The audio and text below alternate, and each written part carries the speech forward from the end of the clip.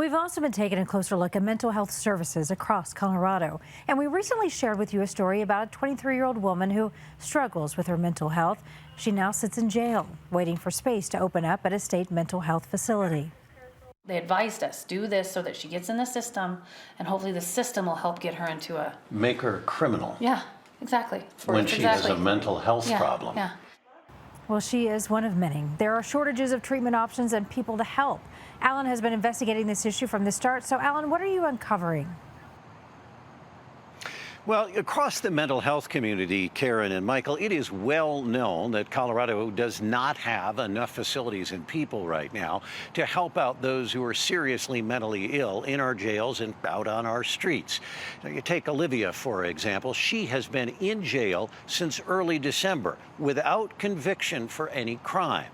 And we wondered why.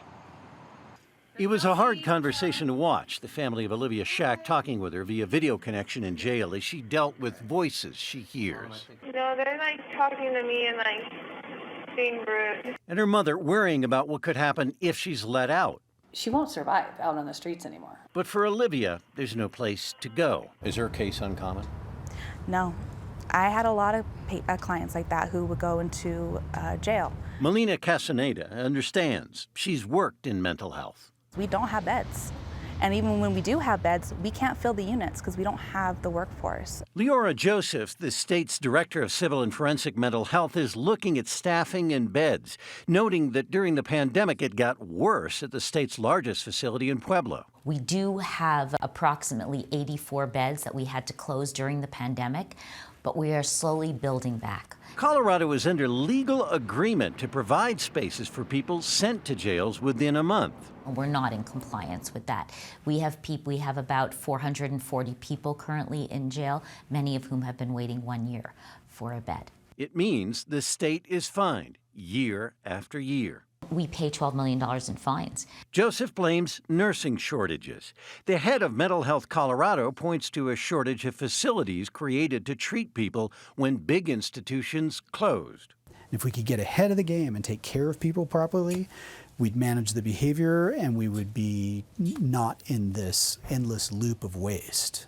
Of putting people like Olivia into jails, through courts, and into ERs while they wait for proper care. That's extremely costly, and the outcomes are abysmal. Melina graduated from college with hopes to help.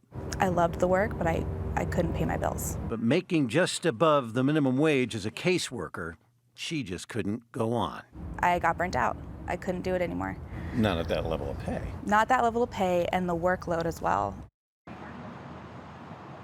Now, when Colorado closed those big institutions decades ago, they never really created enough smaller facilities that they were supposed to replace them. Now, last year and this year, the legislature has moved to add some beds, and this year to study the issue.